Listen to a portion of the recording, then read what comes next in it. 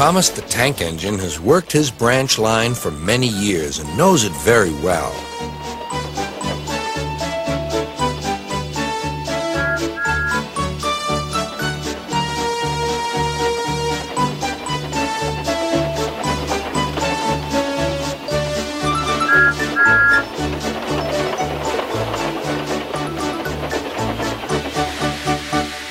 You know just where to stop, Thomas, laughed his driver. You could almost manage it without me.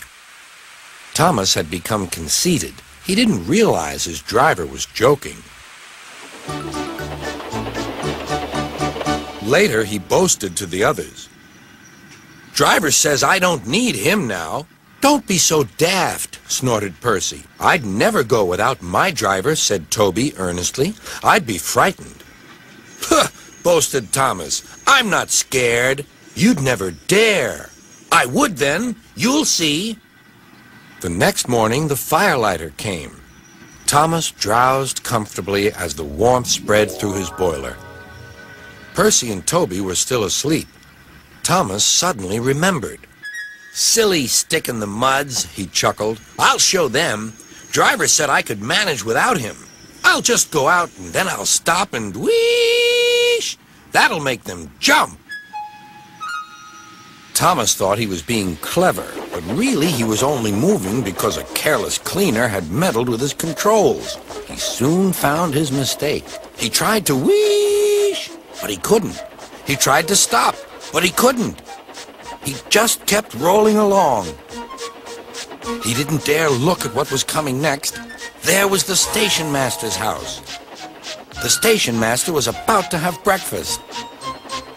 Horrors, cried Thomas, and shut his eyes. The house rocked, broken glass tinkled, plaster was everywhere.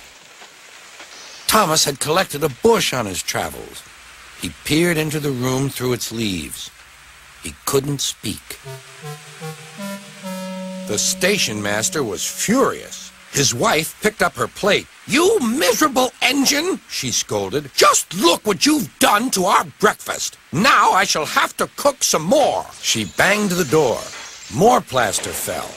This time it fell on Thomas. Thomas felt depressed. Workmen propped up the house with strong poles and laid rails through the garden. Then, the Scottish twin engines Donald and Douglas arrived.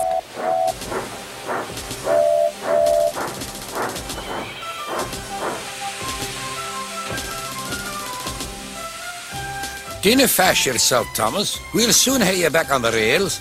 They laughed.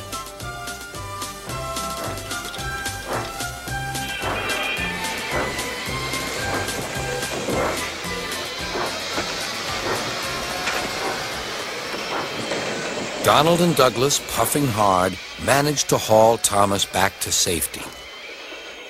Bits of fencing, the bush, and a broken window frame festooned his front, which was badly twisted. The twins laughed and left him.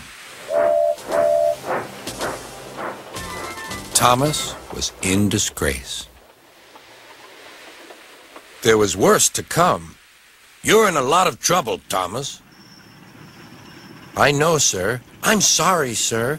Thomas's voice was muffled behind his bush.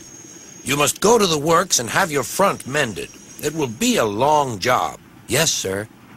Meanwhile, a diesel rail car will do your work. A diesel, sir? Thomas spluttered. Yes, Thomas. Diesels always stay in their sheds till they are wanted. Diesels never gallivant off to breakfast in station masters' houses.